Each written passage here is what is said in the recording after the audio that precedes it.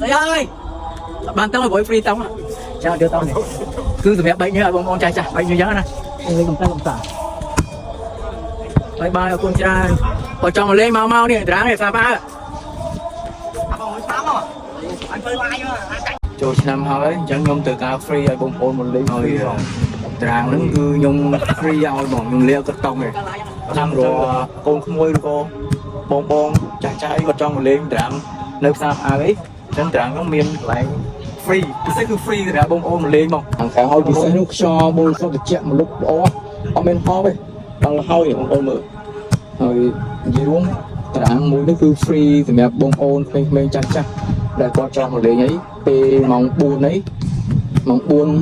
nâng bông bông chạm mổ mày cho bông bông anh mà lấy hồi cho hồi ở bên hop bên đấy gì đúng là hôi mỏng đây là hôm rồi hỏi rồi cô chung với con thang đẹp về giúp hoặc bên tăng ha sẽ đẹp cô trắng bông bông chàng trai có trong một lên đạm nước sao lấy trắng đạm nó miên lại free thì sẽ cứ free rồi đã bông ôn một lên mỏng cho bông bông trong một lên ấy ok tập mà lên cây là nghe mà buồn nó cứ đây có hôm một lấy đây thì có em thường có thuê trong con trai đẹp không có điểm cái được chưa cái đang lên thang nóng cứ dùng cái tông thong đa này cái đang nóng rồi đang tông tí hàng tông đây là hàng kéo cứ dùng phi chui bông bông đặc nghề bắt cái tông có màu nó đâu vậy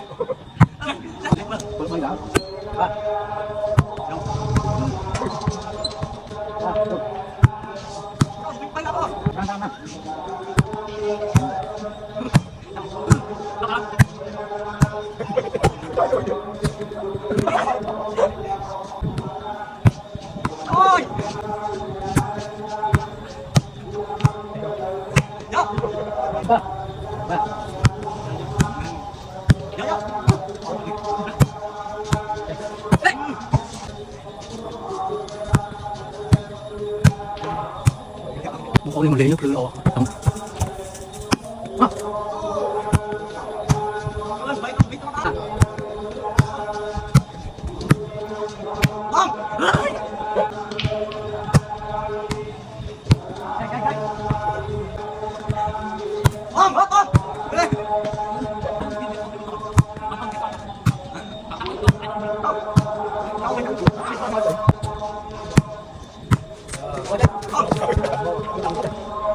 vào đây.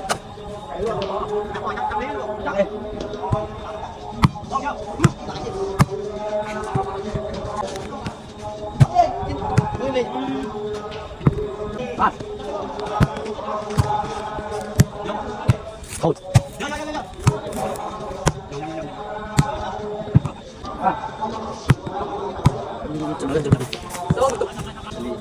Buông này.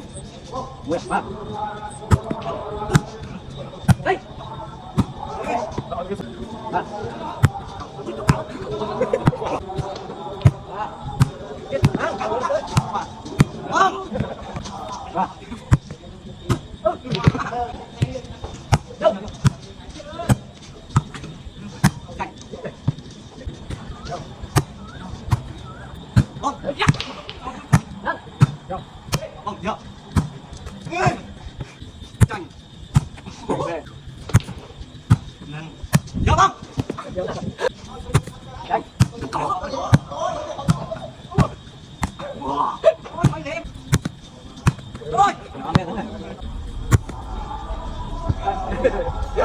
Thôi đừng phanh ở cái đồ.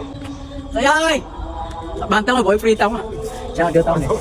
Cứ từ mẹ bệnh như là bông con trai chả bệnh như nhớ nè. Lấy cầm tay cầm tả. Bye bye con trai. Ở trong mà lên mau mau đi, ráng để sao ba. Anh phơi mai